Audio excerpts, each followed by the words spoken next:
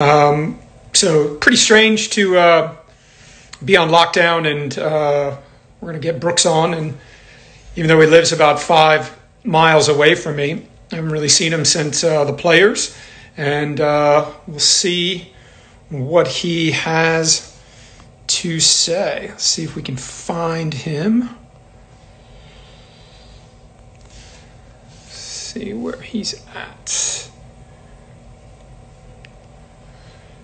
Come on. Is he there yet? Let's see.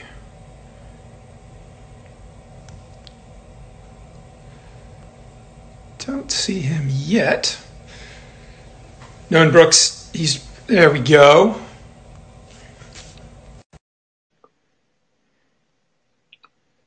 This could be the first time ever Brooks Koepka's been on time. I'm here.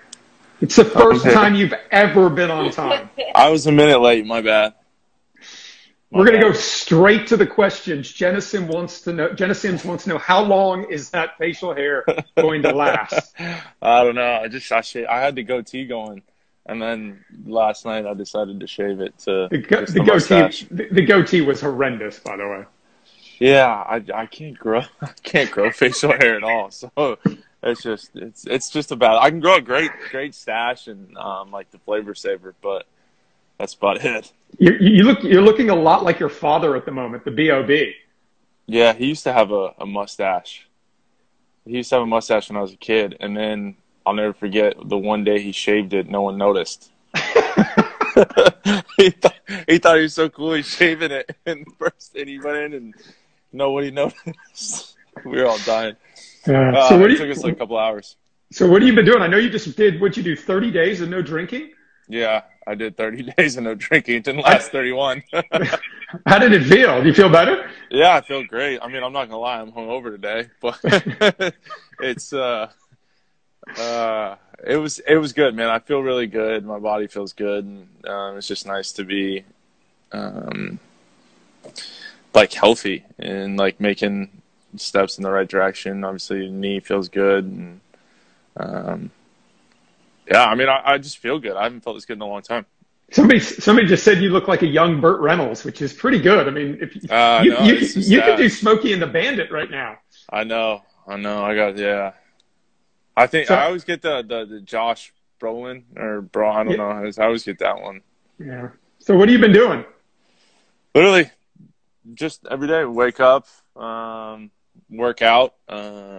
Jenna got a mirror. I got her a mirror for I don't know, was it Christmas or something like that. And so work out in that mirror, do my own stuff outside by the pool, go in the pool, hang out with my cove, and that's really it. I don't know if we get kind of a schedule here, try to figure out and go back and start practicing some golf and kind of figure out what the plan is. I think everybody's just kind of up in the air. Do you think that June start is realistic? I don't. I mean, I hope we start in June, but I just think it's a little unrealistic.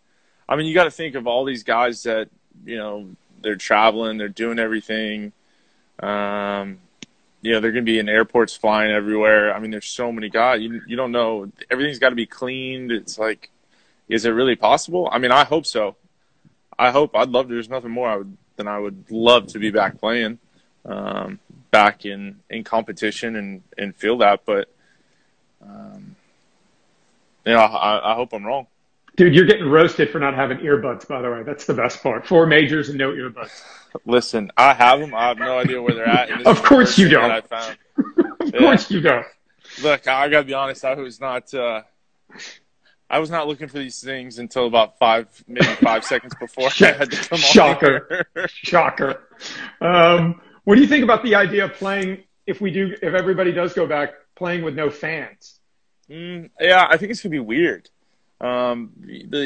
We draw all the emotion off of fans and people that are around us, and it's going to be super weird. There's no emotion. There's no, you get pumped up because of the fans that are around, and you're not going to have that. And I think that's going to be super weird. you know, you make a putt and you just fist pump it. You know, you make a putt on 18 to finish it, and then all of a sudden you go to like celebrate and it's just you and there's no fans around. I Like think that. it's gonna be weird. You're gonna throw the ball to nobody. I Like, mean, well, it was like, you know, at the Players Championship on Monday and at the Tour Championship, they don't let the fans in. And so when you go out in practice rounds, it's always kind of a really eerie feeling. yeah, it happens. I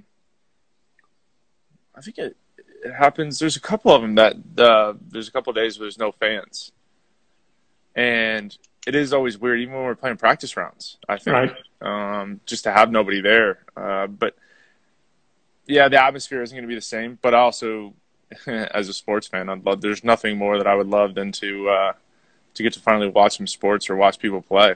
Yeah. The Ochos, I mean, are they still doing ESPN 8, the Ochos? I don't know. I mean, it was so bad. I was watching marble racing. Did you watch any of it? I did. It was unreal. Yeah, marble racing was pretty good. And then what was it, like that belly? It was like not the belly flop. They're like tuck right at the end. Yeah. I remember watching that at like 9. We were laying in bed like 9:30. So I asked Joe Scarver and Ricky the same question the other day. What have you missed the most about not being out on tour? I think it's just you miss being around the guys. I think that's kind of the one thing. Like, I mean, you know, I've talked to Bubba all the time. I FaceTimed him the other day. I was having breakfast and just FaceTimed him. And, yeah, you just miss hanging out with guys, having conversations. You know, it's a big part of our life. It's a big gap that's, you know, you're not seeing anybody. Right. And, yeah, you just miss talking to the guys, hearing stories, joking, laughing around. And, you know, everybody's with their families. They're not really picking up the phone and talking to everybody. So that's what I miss the most. You're not a gamer, are you? No, I've never played video. In college, I played like FIFA, but that was it. I think Jenna would kill me because I'd be on it all day. Yeah, you just sit there all day. Be good.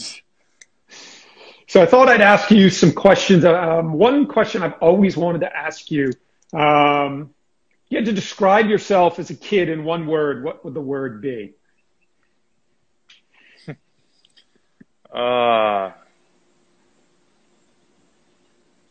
As a kid, annoying, probably. I know I was annoying. It's just, I think I was always, my parents, I mean, they had to drive me to everything, you know, whether it was baseball practice or golf or basketball, it didn't matter. And then, I think I've always had that like addictive personality where I do something and if I get hooked on it, I just got to keep doing it. And I mean, sports was kind of my thing, and I think I probably drove my parents nuts. I remember, you know, playing basketball till it was midnight, you know, shooting hoops with Chase or doing whatever, and it had to drive my parents crazy. How many sports did you play as a kid growing up, and when did you really kind of specialize in golf and just say, listen, I'm not going to play any other sports and I'm just going to focus on golf? It was probably, I don't know, somewhere around high school, right around that age. It was, okay, well, let's make this where it's going to be just golf. Maybe like 8th grade, 7th grade, 8th grade, I'd say. Yeah. I remember in middle school playing high school basketball. And then I realized that I had no chance. I had no chance. No, and this was for like a small school. It was like a small little Christian school, and literally we weren't playing anybody. But I mean, the fact that I was starting was, I guess, says everything you need to know about how good of a basketball school we were. It's just, yeah, it was. You figure out it's not going to work. Look, I'm not tall enough. I'm 6'1". I'm not 6'6". You ain't gonna make it. Yeah, I don't have the handles. Chase is actually legit at basketball, though. Really? Yeah, Chase is legit. What kind of player were you as a junior? What were the strengths of your game? What were the weaknesses of your game? Kind of junior golf, AJGA before you went to Florida State. Well, I always kind of had power. I think that was a big thing. I've always had speed, except when I was younger, I used to hit a draw. I used to hit a big draw. But I couldn't putt. couldn't putt. But ball striking was always been something that's been really very consistent, something I can rely on, especially during a stressful situation, coming down the stretch of a tournament or whatever. It was always something I could rely on. I felt like I could always, even if I putted bad, I always would be like, oh, I'm just going to ball strike it and play my way around the golf course that way. If I I'm going to hit it to 10 feet all day. And even if, I'm a bad putter, but, from 10 feet, I should make some of them. And that was kind of my thought process. But I wasn't that good. I never really won.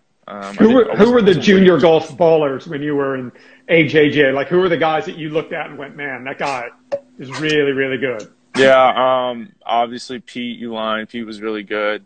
Bud Cauley was really good. Patrick Reed.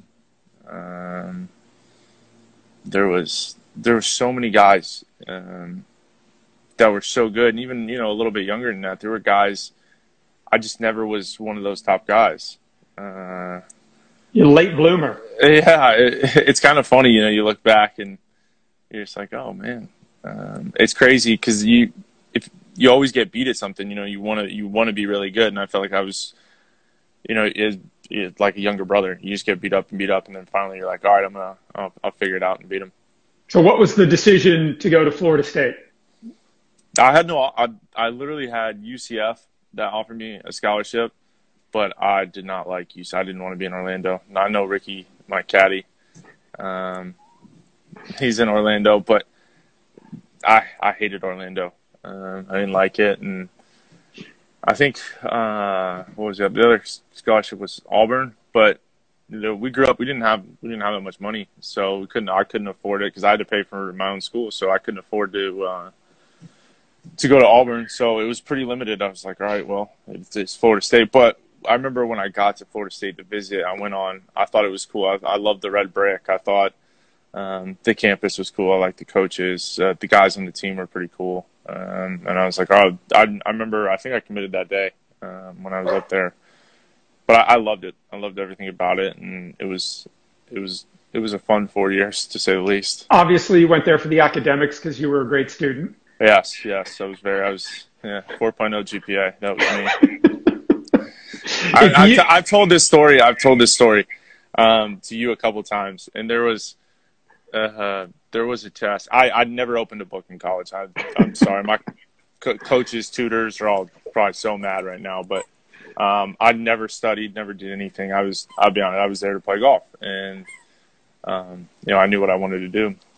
But there was a test, and there was this class, and I remember we traveled, and I kind of skipped the class on Thursdays, and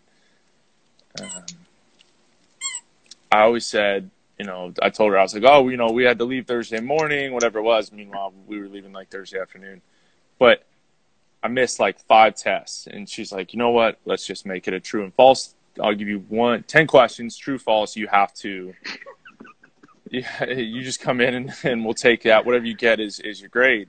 And 10 questions, 10 true, questions, false. True, false. And so I'm sitting there doing it, and I handed the test back, and she just like, you got to be kidding me, right? And I was like, why, what? And she's like, you got none of them right. I was like, how is this possible? I mean, come on.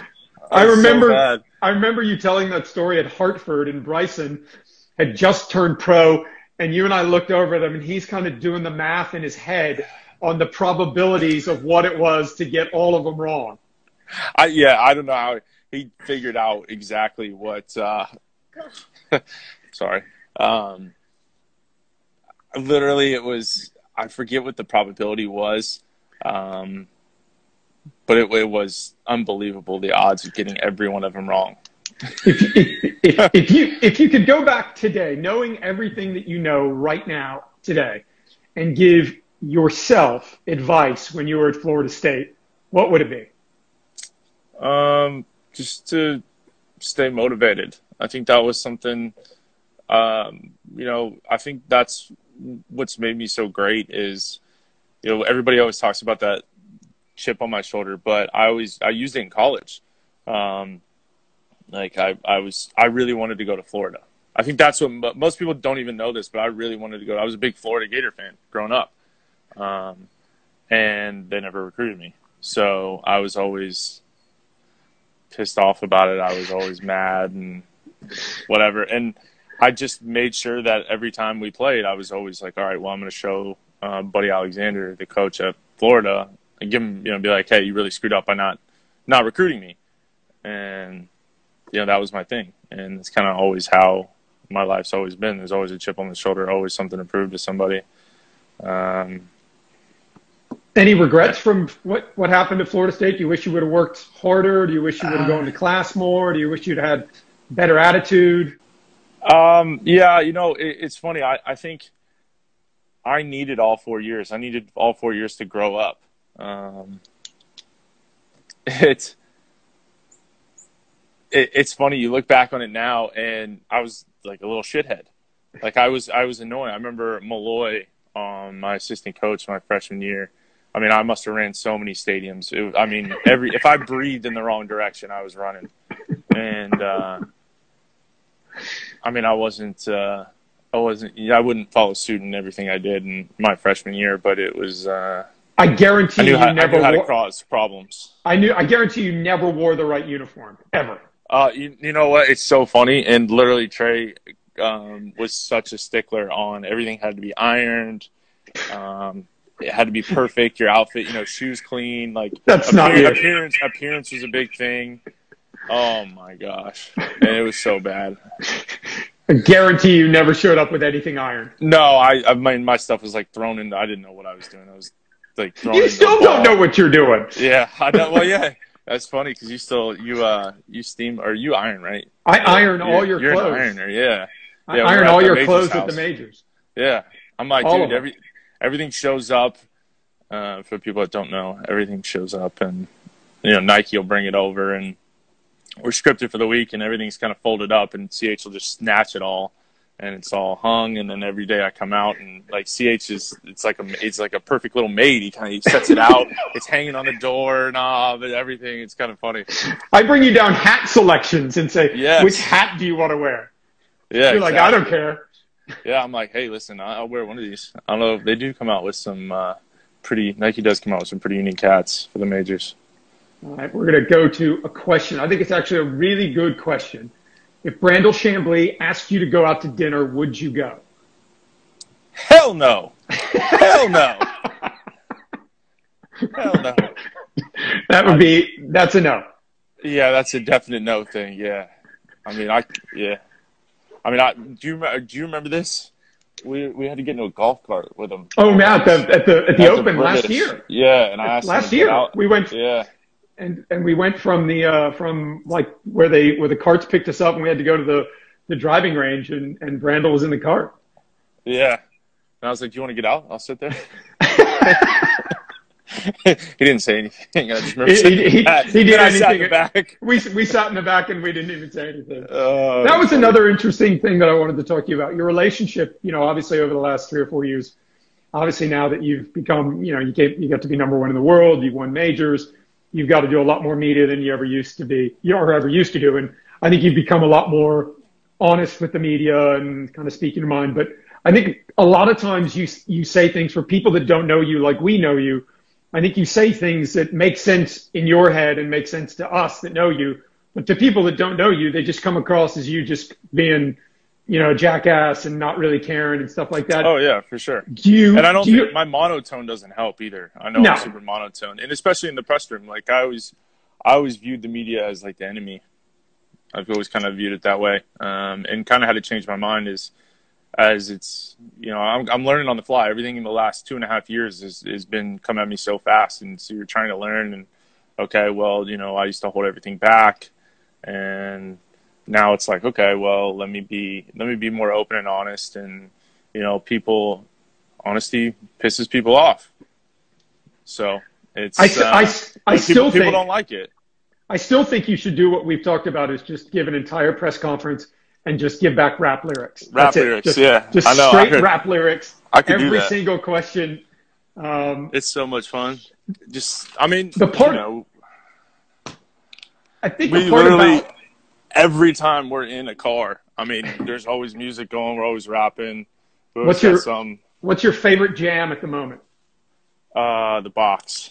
The Box. Right now. Yeah. If you could be a rapper, which rapper would you be? Lil Wayne. The show. The show. Tell everybody the Lil Wayne story when you were in LA after. Oh yeah, that was great. So I just won Aaron Hills. And so we decided we all flew to Vegas. It was me, Jenna, you, Ricky, Blake, Ricky. Yeah. Blake's my agent. And so we changed the flight, went to Vegas, and probably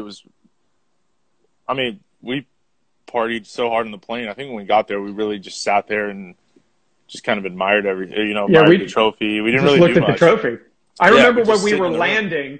And as we were landing in Vegas, you looked at your watch and you said, "It's only 1:30 in Vegas."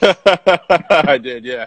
I've enjoyed Vegas. I've had some good times, but literally, I mean, it was so much fun. And then, yeah, I mean, we had a blast.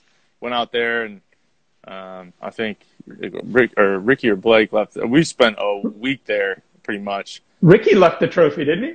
Yeah, he left the trophy. Those people that don't know, Ricky. So we tried to take the trophy in somewhere, and they're like, "Oh no, we don't let the big trophies in, like the Stanley Cup and all that stuff."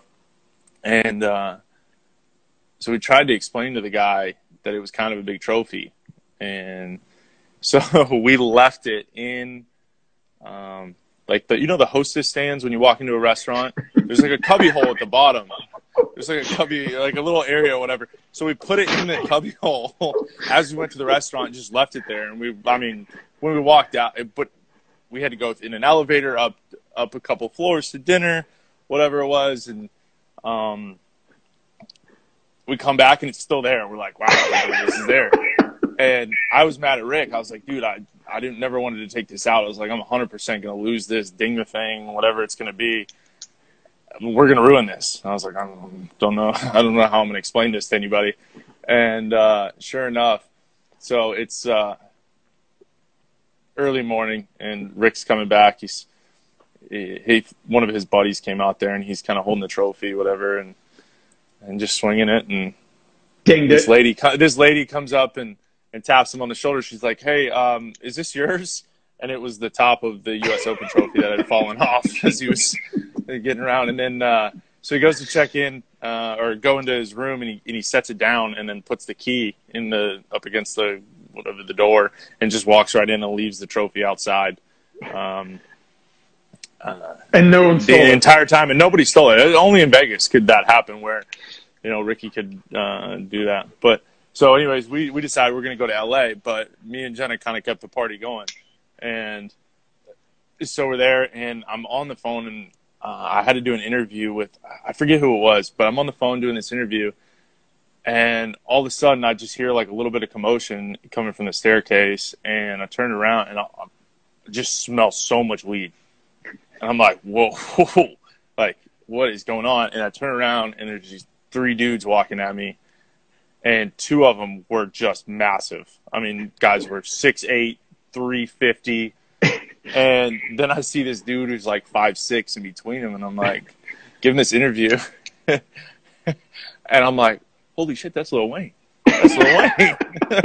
And like, just completely forgot about the interview, what I was doing. I'm like, dude, this is so awesome. I'm like, I love it. And you didn't get a picture with him? No, I didn't get a picture because I was kind of like, what do I say?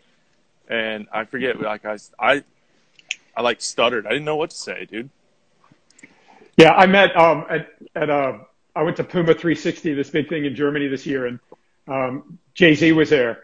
I remember calling you and telling you I met Jay-Z, and so we were all in this VIP area, and Jay-Z's standing there, and I'm like, standing right next to him, and there's nobody else around, and I'm like, hey man, I'm Claude. And he goes, yo man, what's up? I'm Jay. And I'm like, yeah, that's the coolest thing that's ever happened to me. Yeah, he's legit, man. And so somebody came up and said, said what I did and said, hey, do you play golf? And he goes, no, but I can rap. That's the second best thing anybody's ever said to me. Yeah, for sure. Dude, those guys are hilarious. I thought this was a good question. How do you know when you're good enough to turn pro? How did you know? What was the decision to where you said, you know what? I'm going to go turn pro. I think I can make a career out of this? I don't think I ever knew. I mean, I still didn't know if I was going to make it. I remember going over to the challenge tour being like, okay, am I good enough? I mean, you see guys, you play with guys. I grew up here in Jupiter, or West Palm, and I would play against these guys that I was playing against for 10 plus years. Yeah. Steve Marino, Sonny Kim, the minor league legend. All these guys. I'm trying to. Brad Adamanis. He played at Sherbrooke where my dad played, and I just never knew. I thought they were unbelievable, but at the same time, no knock on Brad, but he wasn't a world beater. He wasn't the top 10 in the world, so you're always kind of like, well, dude, I don't beat this guy very much, and every time we play, he's getting beat by these guys, Tiger, Ernie, all these guys that VJ you've watched for years and years and years, and you're like, oh man, can I really do this? So I don't think you ever quite know, and then you get out there and you find your way, and you got to have a lot of self-belief. You might not be sure, but you got to convince yourself that you are going to make it. And I think that's part of what sets apart the guys that make it and don't make it. There's a lot of luck just to get out there. It's harder to get out there. It's easy to keep your card. Right. I think everybody kind of knows that, and it's very difficult.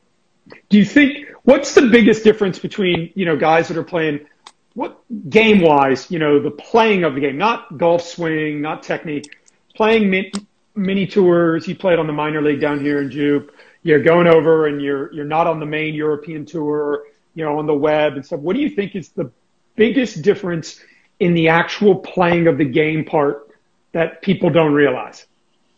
Ooh, that's difficult. I don't think people realize, those, and I'll be the first one to say it, those guys, there's not that much difference between those guys that are playing out here and the guys that we play on week in, week out. Like, it's just a matter of opportunity. And I think a lot of times with that little bit of that separates guys that are on tour versus guys that are playing, mini tours, is just that little bit of feeling comfortable in those uncomfortable situations.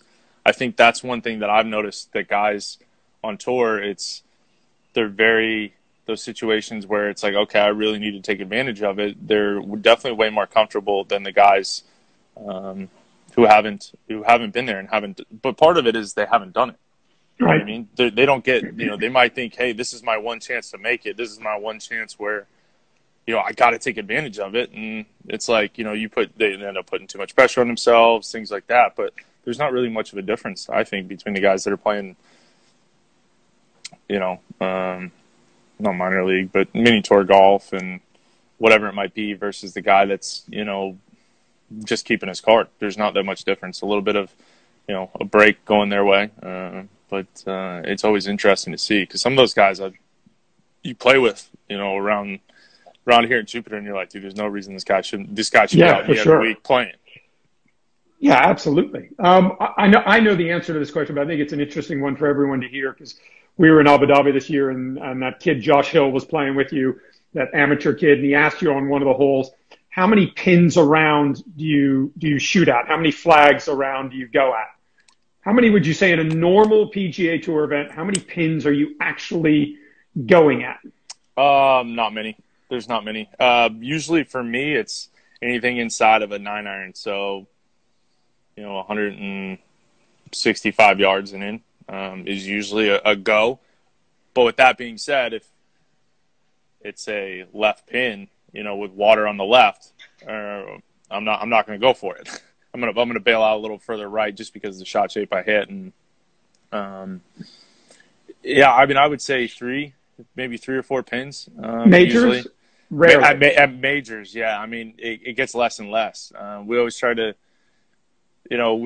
we've had this conversation where we've talked about it openly, and at majors, it's always so conservative. I'm always just being like, all right, let's just hit the green. It doesn't matter if it's 65 feet or it's 5 feet, but just play to the fat of the green, or make sure you're playing conservatively aggressive. I think that's the word that we've kind of adopted over the last couple of years, but conservatively aggressive. And when you find that in the majors, it doesn't matter if I've got 100 yards or I've got 275 and there's water everywhere.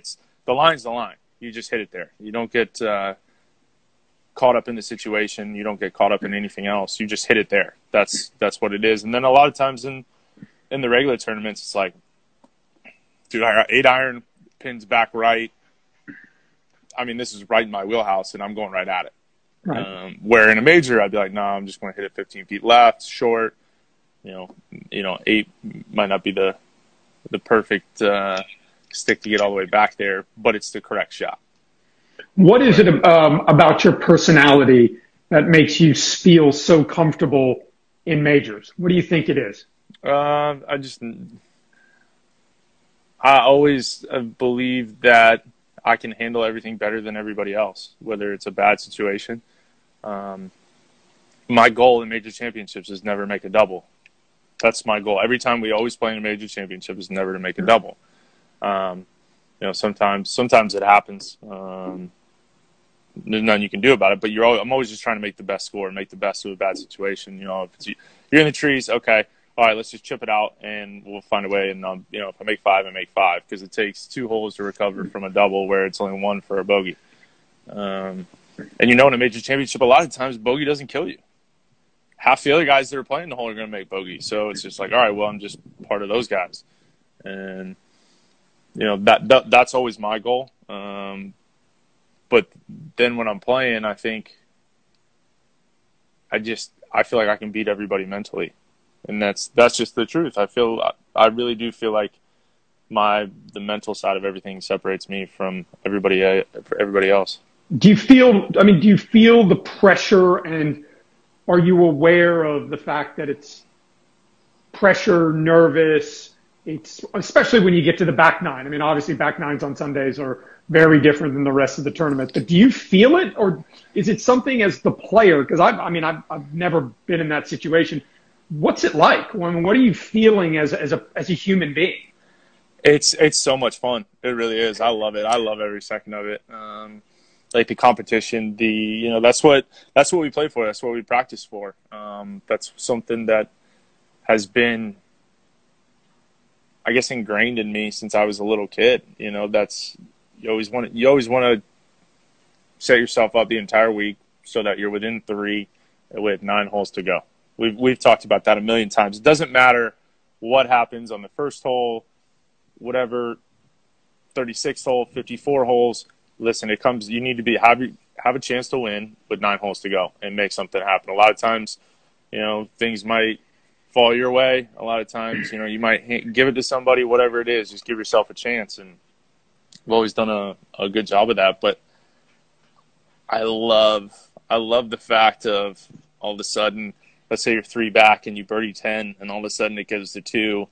And I've been there, and the guy's thinking, oh no. And you can kind of be like, all right, and that's like something I love, or I feed off of, because he's going, oh man. You love getting right near the lead and then rinsing it into the water at 12 at Augusta and basically giving the tournament to Tiger. Nice going. Yeah, exactly. But I'll tell you what, it was funny because I was over at my dad's house for Easter, and my dad's a massive golf. Bob's a massive. The B.O.B. The B.O.B. He's a massive sports guy, or golf guy. So obviously we got to watch Augusta, right? I got to think that was painful watching Augusta, you playing with Bob. Yeah, it was just funny. It was interesting because you always wonder when you're playing, you're like, everything seems like I black out. I can't remember shots. I go to a completely different world in my head. It's so different. The way things are remembered, it's so different. I don't have the photographic memory. I can't remember, hey, did I miss it on the low side? Did I miss it on the high side? What I did? It's like everything goes so quick for me, and I can't remember anything. We've talked about it. I've played 18 holes, walked off, and been like, man, I'm not really, like, I sometimes don't even know what I shot. But we're watching it, and I'm watching my my tee shot in 12 go in the water. And I think what people don't realize, I was 2 back of Fran, so I still had to make a move. Yeah, Frankie. Yeah, and it wasn't. You're never aiming for that pin. You're always aiming at the right side of that bunker, and you hit it. And you know as well as anybody, if I don't think people know, I backed off the shot before it. I went in, I stepped in, and I felt the wind pop up into, or it was off the left or something. And it was completely different than what it was 2 seconds before that. And we backed off, and I remember thinking, okay, all right, well, maybe it needs to be flighted a little bit more or whatever. And I thought I did it. And there's sometimes, look, I hit a great shot. I wouldn't take it back. In the air, I was loving it. And I thought, oh, man, here we go. I'm licking my chops. I'm going to make birdie here in the air. Dude, this can be great. And, you know, I know that they're all watching. I was like, oh, this is your chance. And then it did not pitch on the green. I was like, oh, man. So it goes in the water, and what's the first thought that went into your head? Don't swear. Yeah. I actually didn't complain. I don't know if there is video, but I just handed the club back to Rick, and I think I waited a couple seconds because I didn't want to let Poulter know, or whoever else we were playing with, Webb, I think. Yeah. I didn't want to let them know how the hole was playing, you know, because a lot of times then if I'm not, you see guys, you're not playing mind games, but it kind of is. You're kind of like, all right, well, it takes away a lot of the senses if a guy comes out, he's like, I hit that bad. Well, I know I'm a club longer than him, and he hit it bad, and he came up just short. I know it should be perfect. But if a guy doesn't say anything, sometimes you're like, oh, well, now I have to, okay, I'm really thinking, well, how'd that contact sound? How did everything goes? And you can kind of play, not mind games, but you let just a little bit of uncertainty. And that's the one thing you don't want to do when you're on the 12th tee at Augusta. You don't want any uncertainty. And, I mean, hey, it was a good shot. And I think I whispered it to him after a Poulter hit or something. I was like, I actually hit that exactly how I wanted. And then I think there was a few curse words walking all the way down to the water, and even the drop. I think I was so mad, but I think I was like, I'm out of this. I'm done. And then you eagle the next hole. And then I'll never forget. I dropped the ball. I tipped it up to maybe 6 feet or whatever it was, and I really remember Ricky saying to me, "You make this, and we still got a chance." And I remember thinking, man, we're now going to be 3-4 back, whatever it is. Sure, whatever. And then sure enough, you go on and eagle the next hole, and I'm like, okay, all right. Now you're right in it. Yeah, I'm like, oh, I'm back. And then it's kind of funny, you look back at it. I remember being down or like tied for the lead, whatever it was, really close on 15, and I remember my eagle putt. I'd convinced Ricky before I'd hit it that I was actually going to make the putt. Like there are times every once in a while where you kind of don't even have to say anything to him. Or I won't even discuss the putt. He's such a bad reader of greens anyways, but the guy can't read a putt. I never asked. I mean, he can't. And he's a great putter too. That's the funny part. You just can't. We can't match speed and line, and we don't see it the same way. But I remember saying to him, I was like, I'm going to point at Tiger if I make this thing. And I still, to this day, cannot believe that putt missed. I have no idea how. And then it's funny, you look back at 17 and 18, you had good chances. And it's so funny because 18 was a new green. I don't know if many people know that. And that putt always turns left. It's always turned left in years past. You always see guys, and if they make it, they always make it on the low side, like Phil's putt or whatever. Always kind of like dribbles to the low side. And Poulter had the exact same putt I did from about 2 feet longer, and his went right. And I remember it. I probably spent another minute trying to read the putt and discussing it with Ricky on 18 because I'm like, oh, okay, I got to put pressure on Tiger, do all this stuff, and it's interesting. And then I a good putt, and if I'd have just swapped it with Poulter, it would have been perfect. I played it like, I think right at, or inside right is, I think, is what we went with, and then of course it breaks exactly how you think it does. But that is what it is, man. Sometimes, hey, it's just not your week, and you just got to get on with it. Question that I had for you: you could choose right now if you could call Steve Stricker and say, "I want this guy to be my partner. He's never played on a President's Cup team. He's never played on a Ryder Cup team. And I want you to pick him because I want him to be my partner in the Ryder Cup." Who would it be? And they've never played? Yeah. In one of them? I don't know. I like Matt Wolff. I love Matt Wolff. I think he's a cool kid, number one. He's fun to play with. And I think he's going to be really good. I do too. I mean, I think that whole new generation that's coming out is Victor Hovland. Very impressive. Yeah, Victor Hovland's super impressive, but obviously European. But Colin Morikawa, I've watched him on TV a little bit, but I've never seen him in person. Like, played 9 holes with him or played with him in a tournament. But it's impressive, man. You watch these; they're ready to go when they come out. It's totally different than it was 10, 15 years ago. For sure. All right. Another question that I wanted to ask you. So we're going to go through. We're going to leave you out. We're going to go through the top 10 players in the world, and you can take something from their game. Okay? So if you could take something from Rory's game, what would you take? The way he drives the ball.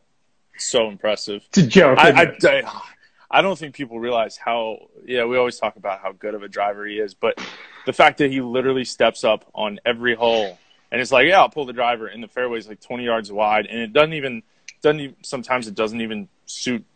It looks like it's going to suit his eye. And you're literally like, oh my gosh, he just piped it right down the middle.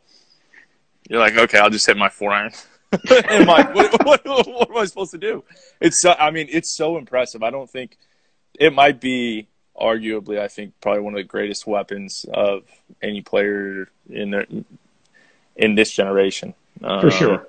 You always look at Tiger and his putter and things like that. It might go down as probably one of the greatest clubs ever, but Rory and his driver's got to be up there too, man. What do you like about John Rom? John, I love his competitiveness. Yeah, I think you see it. He's very feisty, fiery, super super competitive, and I think that's what makes him so good and competes consistently. He does have a temper, but at the same time, it's good to see that. I don't mind a little bit of temper as long as you're not, destroying greens or anything like that. It means you care. You have to have a little bit of that, and yeah, for sure. I think, sometimes it comes across the wrong way, but at the same time, it's what makes him very, very good. Justin Thomas. What do you like about, what would you take from JT's game? Man, there's really not much about JT. No, I'm just kidding. I think, I'll tell you what, the one thing that I've noticed with JT over the last 2 years is how much his wedge game has improved. How much, or we've talked about this, and it's amazing over the last 2 years. Everything, when JT first came out on tour, everything was like full bore. It was always, all right, well, it's a full pitching wedge, or I'll just hit the pitching wedge harder, or the gap wedge harder, or sand wedge harder, to kind of fill in those gaps. But now, the way I see it, he's kind of toned everything back where it's, with his wedges, okay, if it's 115, I'm going to hit the correct shot, not the club that goes 115, but it's going to spin, it's a back pin, it's not going to rip. He'll hit I'm going to take some spin off it, flight it in there a little bit, and drill it in there. And I think it's been really, really impressive to see. I think he's a hell of a player. Known him forever. And it's to see where it was 2 years ago to where it is now. I think that's part of the reason why he's had so much success over the last, 2 years. for sure. We always knew he was talented, but I think that put him in that upper echelon group. DJ? DJ. I mean, you guys play a similar type game. Yeah, we do. That's why I like playing practice rounds with Dustin. We hit it pretty much the same distance, pretty close. So I know if it's like basically watching yourself when you play a practice round. If let's say, okay, there's something that's 310 to carry, and I can't carry it. Okay, well now I got to go around it. Well, now I have 3 balls. Dustin pushes his and it carries it. Okay, well I know if I smash it and I push it, it's going to be close. It's going to be close. So it's like you get 3 to 5 balls every tee shot to watch and go, okay. It's like watching yourself and going, okay, well if I do miss it here, I do this, what's going to happen? So I think Dustin, the best part about Dustin's game is his iron play. I think he's very underrated. Dude, it's pretty good. Yeah, I don't think he gets enough credit for that. He's a picker of the ball. He doesn't smack down on it. He's not going to make a big divot, but his distance control is really good. And I think with his irons, he's pretty good. If you ever notice, watch him. Watch him in a practice. Everything's pretty much pin high. It might not be online, but it's pin high. I already know the answer is everything, but what would you take about Adam Scott's game, your man crush? Oh, everything, dude. I love that guy. I have the biggest man crush on Scotty ever. Oh, my gosh. Bigger man crush on Scotty growing up than Tiger? Yeah, for sure. I love Scotty. Scotty was my idol, man. He's and the thing is, he's an even better dude when you just meet him and talk to him. He's just genuinely one of the nicest human beings I've ever been around, and he's been somebody I kind of leaned on. I remember in China a couple of years ago, like I was in a bad place, and just kind of talked to him about some things and his life and how things have gone and how he's handled certain things, and it's been really cool. I've always looked up to him. I still get excited when I know I know I'm going to play with him. Like at Bay Hill, I was like, yes, I get to play with Scotty. I'm excited. He's my favorite one to play with, just because that was my idol growing up. What do you like about Patrick Reed's game? P. Reed gets a lot of grief for a lot of reasons are legit because he does some things that make people not like him. But what do you like about Patrick's game? Dude, you can take some. His short game is a joke. How good it is. I don't think people realize how good of a wedge player around the greens that he is. I mean, I'll never forget. I played in Charlotte a couple of years ago. It was me, Tiger, and him. And P. Reed was in this play. I thought there was no chance he could get it within 15 feet of this chip, and hits it, and chips it to literally kick it. And I'm like, oh my gosh! And Tiger even says to me, I just don't understand. I don't understand it. He's that good. He's that good around the greens. And I mean, I think that's, one thing that's been super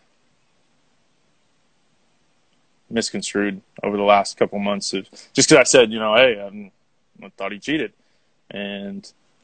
But also at the same time, there's nobody we've talked about it. That's who I would love to play Ryder Cup matches with. Yeah, he's tough. I like it. I mean, people are obviously, going to give him shit, but I could care less. I'm going to be right there. And if somebody wants to get in his face, I'll be right there too. He doesn't need Kessler. Patrick Cantlay? Great putter. Yeah, he puts it good. I think he puts it really good. I think, I know he takes a long time to read him, but he's a good green reader. Has to be if he's a good putter, good touch control. He's just a solid putter. Everything seems to. His stroke is really good too. I like his stroke. I've watched it on the putting green a couple times, just kind of messing around. You catch something out of the corner of your eye and keep looking at it. But he's got a good putting stroke. 2 more. Webb Simpson. Webb's a grinder, man. Yeah, great grinder. He, he might not pass the eye test. You're like, oh wow, great ball striker. You might not think that, but he is. He strikes it really good. He putts it good too, man. Yeah. You talk about you got to have like that little bit of extra, and Webb has that. I'm just going to get it in the hole. I don't care how. I'm going to find a way. You know, he hits some wild ones, I've seen it. I'm sure he would say the same thing. But man, that guy's just a competitor. I love it. I think it's great. It's fun to watch him play when you're around him and Paul. You know, they talk a lot. They talk it through everything, and it's cool to see. They both, you know, they're believing in everything they're doing, and I think it's fun to see as a player. You know, when you take a step back. Last one of my favorite players, and I think he's going to win majors. Tommy Fleetwood. I mean, such a good ball striker. So underrated, dude. The guy so is underrated. So legit. Yeah, he's good, man. He's got some serious lettuce though. Would you take the hair? No. I like the clean cut. I mean, I had the flow back in the day, but no, I can't. I mean, I got Philly coming out to cut my hair all the time. When we were in Vegas, when I saw your dad, I flew Philly out there to cut my hair. It's bad now. It's what a baller you are. You're flying people out to cut your hair. I know, but he's the man. And then I don't think I could let it grow long. I had my driver's license. You remember that? I had to get a new one the other day. Oh, I know. Lady asked me if I wanted to keep it. I mean, I look like Chewbacca, Puyos combined. Like my hair was like down to here. It was bad. I can't. I mean, I'm dying for a haircut right now. But so Tommy's so good, man. I don't think anybody over here in the States realizes how good he is, and he's going to win a lot, and he's going to win a lot of majors. Yeah, I mean, I think his golf swing, is so solid, and the way he hits golf balls is. I mean, he's one of the people on tour that I'll actually sit and watch. I'm waiting for you. I'll go stand by him and Finno and watch him hit golf balls. Yeah. Best thing about Ricky Elliott, your caddy, and the worst thing about Ricky Elliott, your caddy. Ricky knows exactly, and I think this is part of what's being such a good caddy, and what kind of separates him is he knows exactly what to say at the right time. You know, sometimes it's all right. You know, he's got to light the fire under me a little bit. Sometimes he's might not need to say anything. Just keep quiet. Let me, you know, be mad for my 5 minutes or do whatever. You know, he understands me so well, and I think that's part of being a caddy. It's not just okay. Well, it feels like there's 15 to hurt. You know, it's knowing what to say, knowing your player, knowing exactly how to motivate them sometimes, and really, you got to be a people person. And Ricky's the best. I love that guy. Like he's my own family. You know, and you're the reason why we're actually together. I don't know if people know that. My guy, I was caddying for me on the Challenge Tour, couldn't come to the States. He would have been in some trouble. So I was like, all right, we got to get a caddy. And you're like, hey, Ricky Elliott, he's got great calves. Calf game is strong. It's a joke. I don't get it. Don't get it, man. He doesn't even work out his legs, and his calves are like 3 times the size of anybody else's. Anything that he does on the golf course that kind of gets to you sometimes?